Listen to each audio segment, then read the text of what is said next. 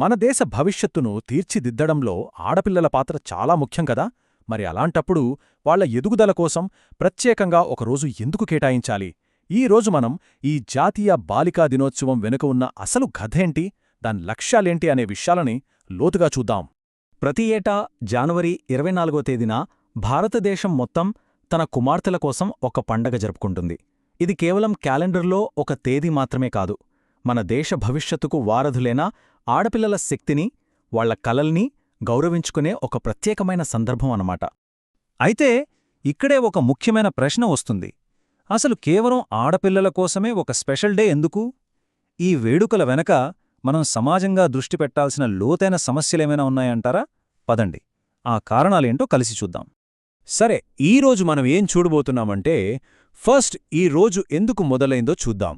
ఆ తర్వాత ఆడపిల్లలు ఎదుర్కొంటున్న అసమానతలు ఏంటి, వాళ్లకి అండగా నిలబడేందుకున్న మార్గాలు, చట్టాలేవున్నాయనేది తెలుసుకుందాం. ఇక చివరిగా ఇవన్నీ కలిసి ఒక మంచి భవిష్యత్తును ఎలా తీర్చిదిద్దుతున్నాయో పరిశీలిద్దాం. సరే, ఇక కథ మొదలు పెడదామా? అసలు ఈ ప్రత్యేకమైన రోజు ఎక్కడ మొదలైంది, ఎందుకు మొదలైంది, దాని వెనక ఉన్న అసలు ఉద్దేశమేంటో ఇప్పుడు చూద్దాం. అది 2008వ సంవత్సరం. మహిళా మరియు శిశు అభివృద్ధి మంత్రిత్వ శాఖ ఒక చాలా కీలకమైన అడుగు ముందుకు వేసింది. సమాజంలో ఆడపిల్లలు ఎదుర్కొంటున్న సవాళ్లను గమనించి వాళ్ల హక్కులు, చదువు, సంక్షేమం గురించి దేశం మొత్తానికి ఒక బలమైన సందేశం ఇవ్వాలి అనే లక్ష్యంతో ఈ దినోత్సవాన్ని మొదలుపెట్టారు. సరే, ఇంతలా అవగాహన కల్పించాల్సిన అవసరం ఏమొచ్చింది? దీని వెనుక ఉన్న అసలు సమస్యలేంటి? ఏ సవాళ్లు ఈ జాతీయ ఉద్యమానికి పునాది వేశాయో ఇప్పుడు చూద్దాం. ఇక్కడ మనం చూస్తున్నవి ఏవో వేరువేరు సమస్యలు కాదండి, ఇవన్నీ ఒకదాంతో ఒకటి ముడిపడే ఉన్న సవాళ్లు. ఆలోచించండి, లింగ పక్షపాతం మొదలవుతుంది, అదే చదువుకి అడ్డంకిగా మారుతుంది, అవకాశాలు తగ్గిపోతాయి, చివరికి అది ఆడ శిశు భ్రూణహత్యల లాంటి దారుణాలకు దారితీస్తుంది. వీటన్నిటి ఫలితమేంటో తెలుసా? ఆందోళనకరంగా పడిపోతున్న మన బాలల లింగ నిష్పత్తి. మరి ఇంత పెద్ద సవాళ్లను ఎదుర్కోవడానికి ప్రభుత్వం ఎలాంటి వ్యూహాన్ని అనుసరించింది, ఎలా ముందుకెళ్ళిందో ఇప్పుడు చూద్దాం. చూడటానికి ఇవి వేరువేరు పథకాల్లో కనిపించొచ్చు, కాని కావు. ఇవన్నీ కలిసి ఒక పవర్ఫుల్ టూల్ కిట్ లాంటివి.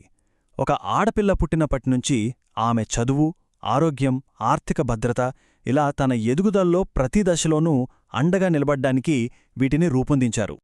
ఆ టూల్ కిట్లో అన్నిటికన్నా పవర్ఫుల్ సాధనమేదైనా ఉందంటే అది ఖచ్చితంగా విద్యే. ఎందుకంటే సాధికారతకు మొదటి మెట్టు అదే కదా. సరే, మరి విద్యారంగంలో ఎలాంటి పథకాలున్నాయో చూద్దాం. ఇక్కడ కనిపిస్తున్న ఈ 2 పథకాలు చూడండి. ఇవి ఒకదానికొకటి ఎలా సపోర్ట్ చేసుకుంటాయో. బేటీ బచావో బేటీ పఢావో స్కీమ్ ఒక ఆడపిల్ల బ్రతకాలి, చదువుకోవాలి అని ఒక బలమైన పునాది వేస్తుంది. ఇక ఉడాన్ లాంటి పథకాలు ఏం చేస్తాయంటే ఆ పునాది మీద ఉన్నత విద్య అనే ఒక పెద్ద భవనాన్ని కట్టడానికి హెల్ప్ చేస్తాయన్నమాట. వాళ్ళని ఇంజనీరింగ్ లాంటి రంగాల్లోకి ప్రోత్సహిస్తాయి. ఓకే, చదువు సరే, కాని సాధికారతకు మరో బలమైన పిల్లరేంటంటే ఆర్థిక స్వాతంత్ర్యం. ఆడపిల్లల భవిష్యత్తుకు డబ్బు భరోసా ఇవ్వడం ఎంత ముఖ్యమో ఇప్పుడు చూద్దాం. ఈ సుకన్య సమృద్ధి పథకం, ఇది కేవలం ఓ సేవింగ్ స్కీమ్ మాత్రమే కాదు, ఇది తల్లిదండ్రుల మైండ్ సెట్నే మార్చే ఒక పవర్ఫుల్ టూల్. ఆడపిల్లను భారంలా చూడకుండా భవిష్యత్తుకు ఒక ఇన్వెస్ట్మెంట్లా చూడమని ఇది ప్రోత్సహిస్తుంది. ఆ విధంగా ఆమె చదువుకి, భవిష్యత్తుకి ఒక ఫైనాన్షియల్ సెక్యూరిటీని ఇస్తుంది. అలాగే సాధికారతకు ఆరోగ్యం కూడా అంతే ముఖ్యం కదా. ఇక్కడ చూడండి, 2 వేర్వేరు లెవెల్స్లో పనిచేసే స్కీమ్సున్నాయి.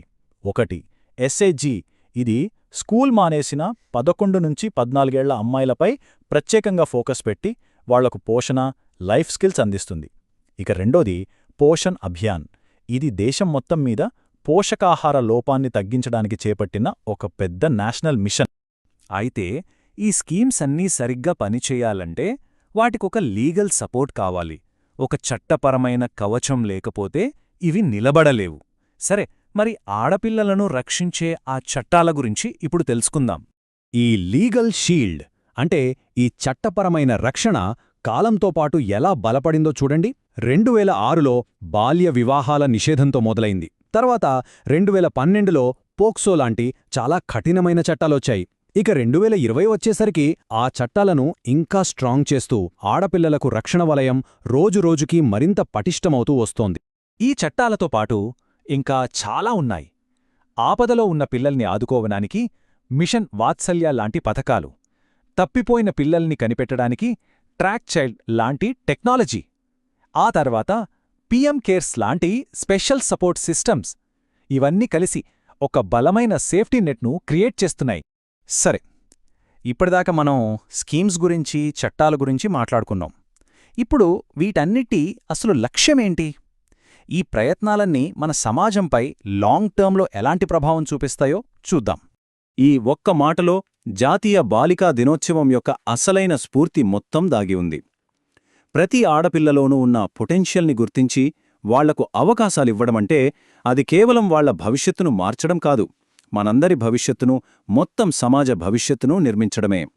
అందుకే ఈ స్కీమ్స్, ఈ చట్టాలు, ఈ ప్రయత్నాలు ఇవన్నీ కలిసి ఒకే ఒక్క లక్ష్యం వైపు నడుస్తున్నాయి. ఆ లక్ష్యం ఏంటంటే ప్రతి ఆడపిల్ల తన కలల్ని నిజం చేసుకోగలిగే ఒక సమానమైన సమాజాన్ని నిర్మించడం.